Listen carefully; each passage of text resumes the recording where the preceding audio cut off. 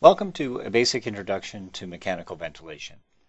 This is Chapter 8.3, Ventilating ARDS, Basic Settings.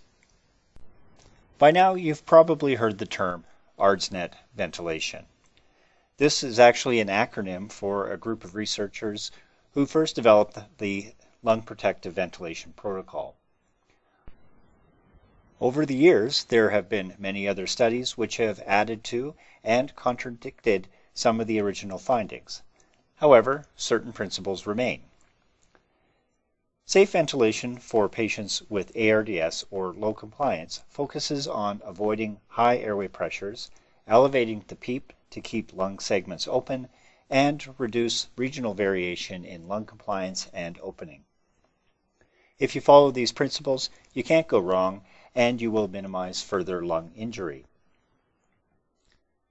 The three most common modes used are volume control, pressure control, or dual control mode. As you should recall, using volume control will result in a guaranteed minute ventilation, but probably at the risk of high airway pressures to deliver it.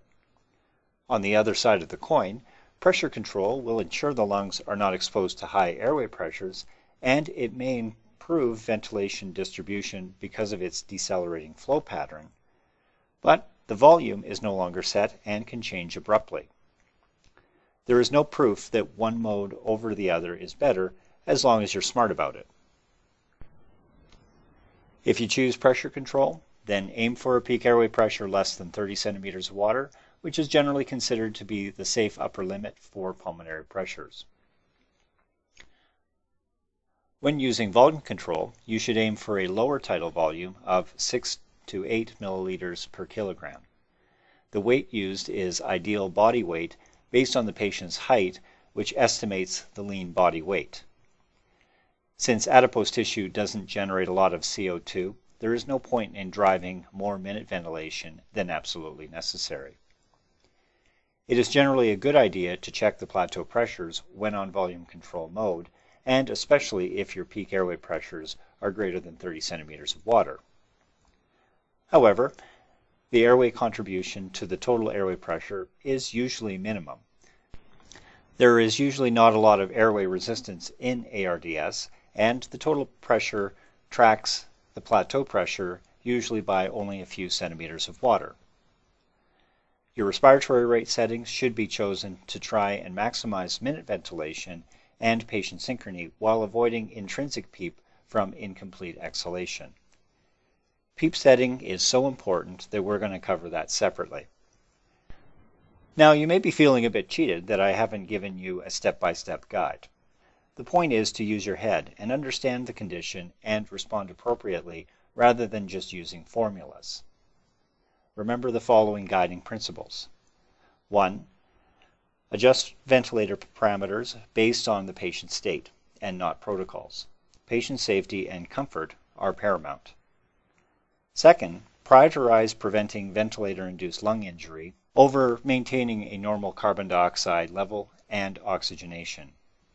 While oxygen toxicity may not be a problem, high FiO2 can contribute to reabsorption atelectasis, so try to keep the FiO2 less than 70%.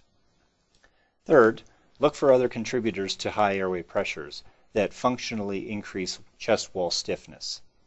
This includes intra-abdominal hypertension, obesity, patient effort, and chest wall injuries such as burns.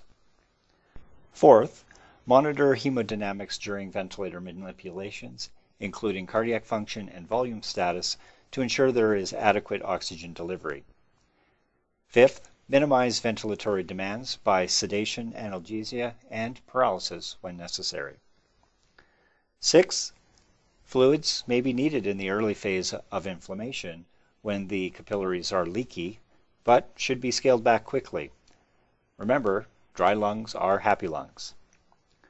Finally, seventh, frequently monitor response to therapy and back off as soon as there are signs of improvement. As a general rule, the goal is to use the least PEEP and tidal volume to get acceptable gas exchange while avoiding atelectasis and overdistension. Hypercapnia is well tolerated if necessary, and it is important that you protect the lungs first and foremost.